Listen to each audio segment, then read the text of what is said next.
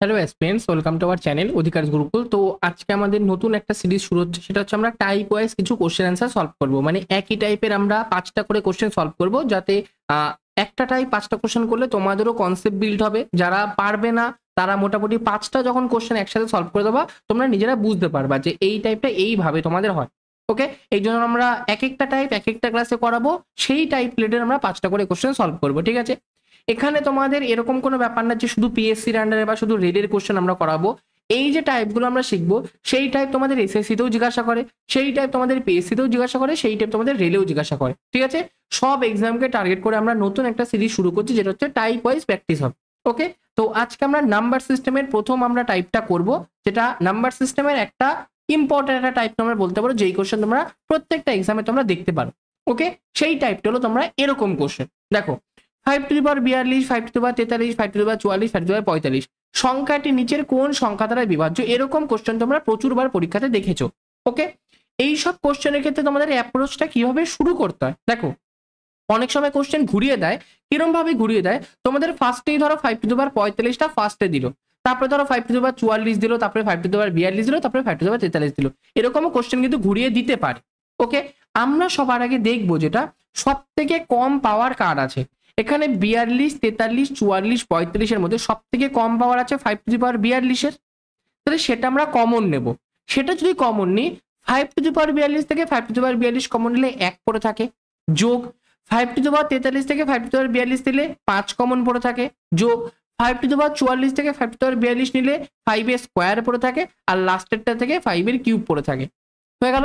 এবার 5^42 লিখে দিলাম।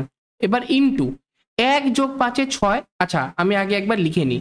1 যোগ 5 যোগ 5 5 25 যোগ 5 25 125। ওকে, এটা ইকুয়াল টু কত? 5^42 ইন্টু 125 সাথে 25 যোগ করলে কত হয়? 150।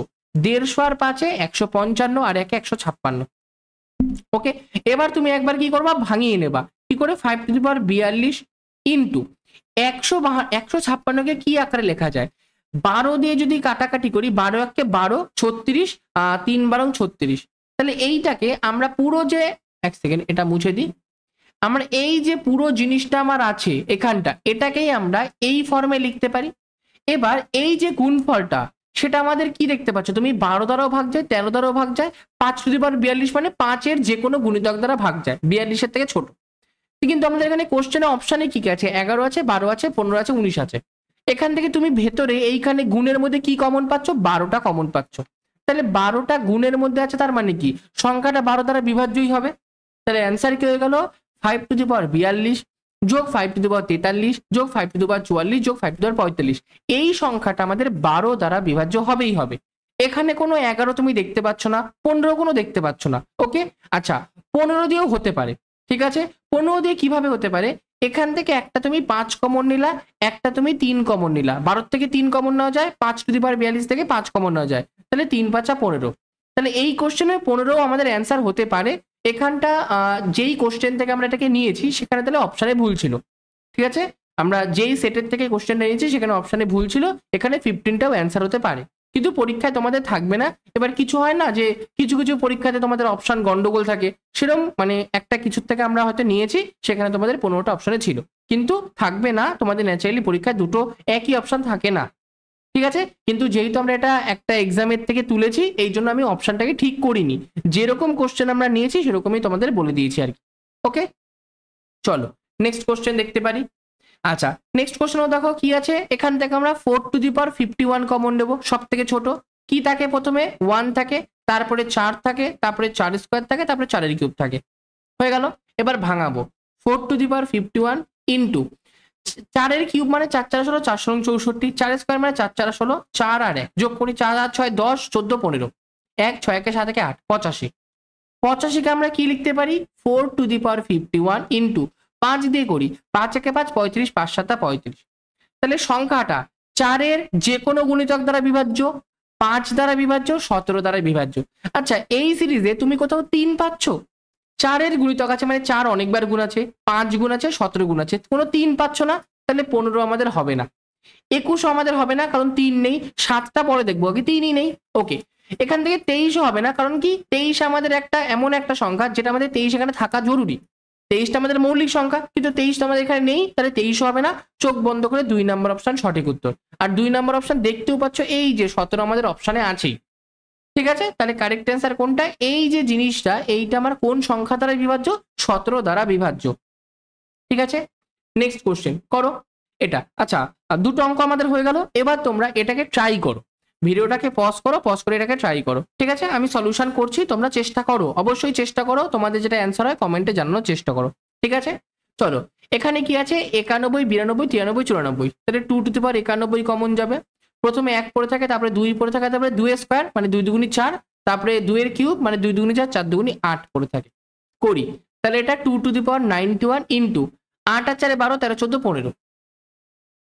দেখো ঠিক আছে, এইটুকুনি বুঝতে পেরেছো? এবার দেখো এখানে আমি দেখতে পাচ্ছি 2 এর যে কোনো গুণিতক দ্বারা বিভাজ্য আর 15 দ্বারা বিভাজ্য। অপশনে কোথাও 15 আমাদের নেই, তাহলে কি আছে? এটাও কি অপশন ভুল আছে? না, এটা তো অপশন ভুল নেই। কারণ দেখো আমি এটাকে আরেকটু ভাঙিয়ে লিখি, 2 টু দি পাওয়ার 91 ইন্টু 3 গুণ 5। এই যে গুণফলটা, এখানে আমি একটাই 5 পাচ্ছি গুণ, তাহলে একটা 5 পেলে 25 তো হবেই না, কারণ 5 5 25, আরেকটা 5 লাগবে। এই যে গুণফলটা, এর মধ্যে কোথাও তুমি 7 দেখতে পাচ্ছ?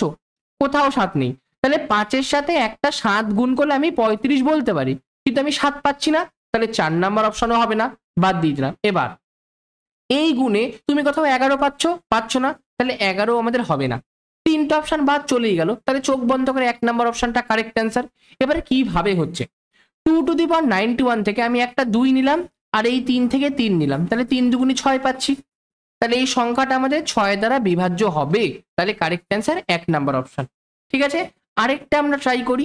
দেখো এখানে কি আছে? 7 টু দি পাওয়ার 12, 13, 14, 15। তাহলে কমন নেবো 7 টু দি পাওয়ার 12, নিলে 1 পড়ে থাকে, যোগ 7 পড়ে থাকে, যোগ 7 7 49 পড়ে থাকে, যোগ 7 এর কিউব, তাহলে 7 এর কিউব কত? 343 হয়ে গেল। এবার যোগ করব 343 যোগ 49 যোগ 1 যোগ 7। 9 আর 1 10, 10 আর 7 17, 17 আর 3 কত? 20, 4 4 8, 10 20, 10 এর 0 হাতে থাকে 1, 4, 400। তাহলে 7 টু দি পাওয়ার 12 ইন্টু আমাদের 400। আচ্ছা দেখো এবার 400টা 20 দ্বারা বিভাজ্য, তাহলে অবশ্যই পুরো যে গুণফলটা সেটা 20 দ্বারা বিভাজ্য হবে, মানে 1 নাম্বার অপশনটা কারেক্ট অ্যান্সার। বাকিগুলোও চেক করে নি যে অপশন ঠিক আছে নাকি। 22-এর জন্য আমার 11 গুণ 2 লাগে, 2 তো আমি পেয়ে যাচ্ছি, 11 কোথাও পাচ্ছ না, কারণ 7 টু দি পাওয়ার 12 মানে কি 7কে 12 বার গুণ, সেখান থেকে কোথাও 11 পাচ্ছ না, 400-র মধ্যেও 11 নেই, বাদ চলে গেল। 24 মানে 3 8 24, তাহলে 3 আমার লাগবে একটা। 7 টু দি পাওয়ার 12-র মধ্যে 3 নেই, 400-র মধ্যেও 3 নেই, তাহলে এটাও আমাদের হবে না। 36 মানে কি 4 নং 36, 7 টু দি পাওয়ার 12-র মধ্যেও আমাদের 4 নেই, 400-র মধ্যেও আমাদের 9 নেই, সরি কি বললাম, 7 টু দি পাওয়ার 12-র মধ্যেও আমাদের 9 নেই, 400-র মধ্যেও 9 নেই, তাহলে এটাও আমাদের হবে না, তাহলে কারেক্ট অ্যান্সার শুধু 1 নাম্বার অপশনটা। ওকে, আচ্ছা নেক্সট কোশ্চেন, এইটা তোমাদের আমি পুরোপুরি হোমওয়ার্কের উপরে দিলাম, এটা তোমরা বাড়িতে ট্রাই করবে, তোমাদের যে অ্যান্সার হবে সেটা তোমরা আমাকে কমেন্টে জানাবে। ওকে, তো আজকের জন্য এইটুকুনি।